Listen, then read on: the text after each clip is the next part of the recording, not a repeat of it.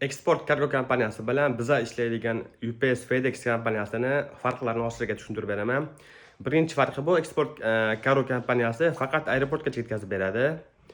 Biza bo'lsa uyingizgacha olib borib beramiz. Ikkinchi farqi dokumentlar uchun ochiqcha pul oladi, ya'ni 300 euro oladi. Packing list, commercial invoice, ATR dokumentlari uchun alohida 300 euro sizdan pul talab qiladi. Uchinchi sababi, uchinchi minus tomoni, aeroportdan olib chiqishingiz uchun sizga broker kerak bo'ladi. Bizani ishlaydigan UPS FedEx'ni onlayn turib, masofadan turib sizni yukingizni tamoyishdan chiqishini hal qilib berishadi. Uchinchi sababi bu narxida. Narxi bir xil davlatlar uchun arzon chiqishi mumkin bu eksport kompaniyasida, bir xil davlatlar uchun qimmat chiqishi mumkin. Misol uchun, ko'rib turganinglar bu 100 kilolik 5 ta korobka Afrikaga chiqib ketyapti. Umhlanga shahri, Durban shahriga.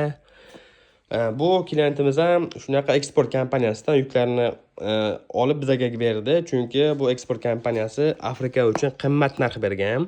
Ham buni uylari aeroportdan uzoqda ekan. Aeroportdan olib chiqib, uygacha olib borib berishlari ham bor. Bizada bo'lsa dastavka mutlaqo tekin, ham narxi ham arzon. Janubiy Afrika uchun narximiz $9 kilosiga. Shunaqa bo'lib turib, eksport kompaniyasidan bizaga Amerikani ham yuki kelgandi. Amerikaga ham arzon narx bergani bilan, lekin tamojniga brokerlar kerak bo'ladi. O'shaning uchun klient ulardan yukni olib chiqib bizaga bergandi. Ya'ni UPS bilan chiqarib berganmiz. 2-3 kunda uygacha olib borib berishgan dastavka qilib.